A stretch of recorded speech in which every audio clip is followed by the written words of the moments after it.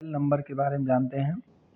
Bell number basically किस काम के लिए यूज होता है? Total number of equivalence relation पता करने के लिए किसी सेट पे, और उसको हम bn से डिनोट करते हैं, जहाँ पे n क्या होता है? n number of element in the set होता है, मतलब सेट के अंदर कितने एलिमेंट हैं उसको बताता है n। तो हम अगर मान लीजिए किसी सेट में n+1 नंबर है, तो n हम n+1 इसलिए लिखें क्योंकि n का हमें ज़रूरत अभी पड़ेगा। तो ये चूँकि रिकर्सिव फंक्शन एक है जिसके लिए इनिशियल कंडीशन b0 = 1 दिया गया है और b1 = 1 दिया गया है, ये आपको याद रखना पड़ेगा। अब मान लीजिए bn+1 अगर आपको निकालना है तो इस इक्वेशन को आपको फॉलो करना पड़ेगा।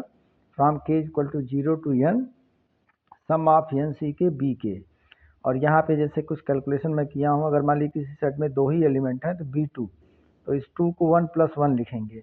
अब ये k की वैल्यू जो है 1 तक केवल जाएगी, 1c0 और b0 + 1c1 b1, और ये दोनों इनिशियल कंडीशन b0 b1 दिए गए हैं, उसको यूज़ करेंगे।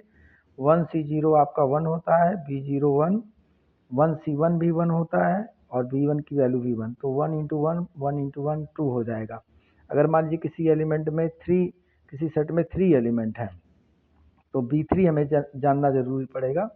तो b3 = b2 + 1 हो जाएगा, जो कि इस इक्वेशन को फॉलो करते हुए 2c0 b0 2c1 b1 और फिर 2c2 b2 तक जाएगा। तो यहाँ से आप अभी कैलकुलेट किए हैं b2 की वैल्यू, वो यूज़ कर सकते हैं। बाकी b1 और b0 b1 की वैल्यू पता ही है। 2c0 1 होता है, 2c1 2 होता है और 2c2 भी 1 होता है। तो ये सारी वैल्यू रख के आप 5 पता कर लेंगे, यानी कि 3 एलिमेंट वाले सेट में जो total number of equivalence relation होगा वो 5 होगा। इसी तरह से आप खुद से ट्राई कर सकते हैं, 4 एलिमेंट वाले सेट में 15 आएगा।